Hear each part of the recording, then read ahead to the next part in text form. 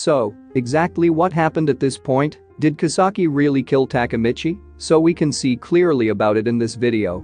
But before that, as usual guys, I would kindly appreciate it if you can drop a like on the video and consider subscribing to the channel. Let's go into the video now. So, when Kisaki tries to kill Takemichi with his gun, then the whole room where they were became dark. Kisaki's servants don't know what is happening. Suddenly someone comes up behind Takemichi and says, "I'm gonna carry you, keep quiet." Takemichi has no idea who it is. Then they both successfully escape from Kisaki's place. After that, Takemichi wakes up and sees that he is somewhere else. He tries to stand up, but he could not because Kisaki shot him in the leg. Then the person who saved Takemichi starts talking to him. He says, "I gave you some first aid." When Takemichi looks in the direction he sees a person with long black hair. So, he thinks it should be Baji. But it's not Baji. It's Kazutora. He looks almost like Baji. Takemichi finally realizes that it's Kazutora. Kazutora was imprisoned in 2005. Now it's 2017. So 10 years imprisonment should be over. That's what Takemichi thinks. When Takemichi starts talking, Kazutora suddenly punches him hard in the face and kicks him. Then, he stopped and Kazutora starts talking. He says that he saw some people beating a girl like this. So, when he tries to stop it, he says that the guys beating her were members of Toman. Takemichi was shocked to hear that. Kazutora asks when Toman has become an organization that beats women. And he says he wanted to save Chifu. Then tears start coming from his eyes. They show the reason for that with a little flashback. When Kazutora's prison sentence is over, a car is coming in front of him. There we see the future Chifu. Then they both leave in the car from there. Chifu tells Kazutora all the incidents that happened in those 12 years. Toman gang has become such a bad organization that even the police can do nothing. He says, "Let's get Toman back to the way it used to be." The story shifts back to the Kazutora and Takemichi talking scene. Chifu had been fighting alone for so many years and angrily asks Takemichi, "What the hell you were doing?" Then, Takemichi realizes that even Chifu could not trust him at this timeline because Takemichi has become such a bad person. Draken, Toman's only hope, is now on death row. And no one knows where Mikey went during this timeline. Kazutora remembers the words Mikey said a long time ago. Create a new age of delinquents. But as he said, the gang became a big organization. He tells all the bad things Toman did to become a bigger organization.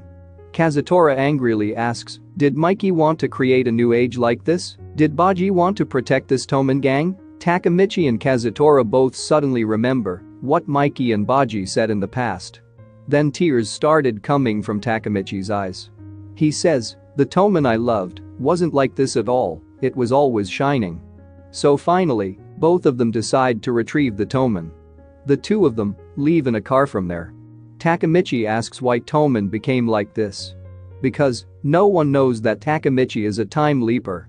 No one understands what he says. So, he does not know why the Toman became a bad gang in the future. Kazutora starts talking. Mikey completely changed. Toman changed because Mikey changed. Takemichi says there has to be someone behind it all. And it could be Kisaki. Kazutora began to talk about Mikey. Pa-chin and Pei-yan were both killed when Kisaki held captive both Chifu and Takemichi. Mitsuya has been missing for months. Mikey has started purging all the old Toman members.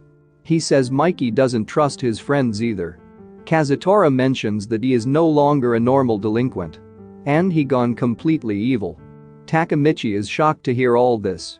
Because every time he comes to the future, things just gets even more worse. Then, Kazutora mentions, "I'm one of the people who made him change. We all know what happened in Valhalla arc. We all lost our favorite character Baji. But in the end, their charm brought the two of them together." I think he mentions this. But that was only in the past. Now Kazutora says that Mikey is a very dangerous person. And he need to talk to him face to face. And he says an important thing. Tell him he's gotta get away from those guys. Takemichi asks who those people are. First it's definitely Kisaki. Then they introduce a new gang in this place. These gangs are called Black Dragons. This gang sends money to Mikey. So Kazutora says that Mikey will not get himself back if nothing is done about those two things in the first place. He asks Takemichi to help him do that. And this time he says he wants to help save Mikey. In the past, Kazutora wanted to kill him. But after the Valhalla incident, he completely changed. The two men work as the right and left hand of the Mikey. In it, Mikey's left arm the Black Dragons gang. Kazutora says, my connection with them goes back. Takemichi wonders if Kazutora is in touch with those people. He refers to the ex-Black Dragons gang as a gang based on the 11th generation. Every generation has a captain. Kazutora says, they were the biker gang I fought before even they formed the Toman gang. That is, Kazutora clashed with the 8th generation Black Dragons gang. Which is why Mikey formed the Toman gang. And Kazutora says that these Black Dragons gang are people who commit any act like murder and robbery for money. All the wealth and money they earn is not fully owned by them, half of which belongs to Mikey. This is one of the things that takes Mikey down the dark path. Since it was a big problem, there are a lot of people who know Kazutora. So he was able to find their hidden bank account. He says, I'll cut off the cash flow and put an end to all. However, he also mentions another thing. The one who was supposed to handle Kisaki. Mikey's right arm Chifu. But Chifu was killed. Kazutora tells the reason for that. Because he backed Kisaki into corner. Takemichi is shocked to hear this. He could not believe that Chifu did all this. Takemichi asks how Chifu was able to corner someone like him. Kazutora clearly explains the reason for that. One day, a detective came to us saying he was the younger brother of woman Kisaki had killed. Takemichi finds out who it is when he hears it. Kazutora does not know that both Takemichi and Naoto are already acquaintances. So Kazutora does not know about this. However, Takemichi shows nothing and asks if Chifu and the detective were both connected. And Hina died that day by Kisaki's order. Kazutora explains that news to Takemichi. A Toman member, Atsushi Sendo, crashed his car into the one Hina was inside of. They both died in huge fire that resulted. Takemichi remembers the incident. Kazutora only knew it was news. But Takemichi saw everything that happened directly before his eyes. But since it happened on a different timeline, the same thing will happen again on this timeline. But circumstances will change. Kazutora says. Kisaki had an alibi. Maybe some of you are wondering, what is alibi? Here is a short explanation. An act is a claim or proof that a person was in another place when a crime was allegedly committed. So this is why it is said that Kisaki was in a meeting with other Toman members and Takemichi when the incident took place. Finally, understands the meaning of it. Like I said before, the same events happen again in every timelines. So, Takemichi was not there when his girlfriend Hina and his friend Akin died. But in the previous timeline, Takemichi was at the scene. Kazutora finally talks about the evidence that Chifu secretly discovered about Kisaki. Strong evidence that it was Kisaki who ordered Hina to be killed. But Chifu was one step away from catching Kisaki where he want. But at the same time, he says that Chifu is the reason for the Kisaki's escape. However, for some reason, Chifu kept that secret hidden until the moment he died. While Kazutora is telling him everything that happened, they both parked their car in an alley. Kazutora says, someone in this alley wants to meet Takemichi. Takemichi wonders who it is. After going a little distance in that alley, he sees someone standing wearing a coat suit. But as soon as he saw that person, a smile appeared on his face. Yes, the man is none other than Naoto. Takemichi says he was finally able to meet him with a smile on his face. Naoto says he was just waiting for it. Naoto went near that Takemichi and arrested him. Takemichi did not expect this at all. Kazutora is shocked to see this. Because Both that detective and Chifu were in good contact. This is the reason for trusting him.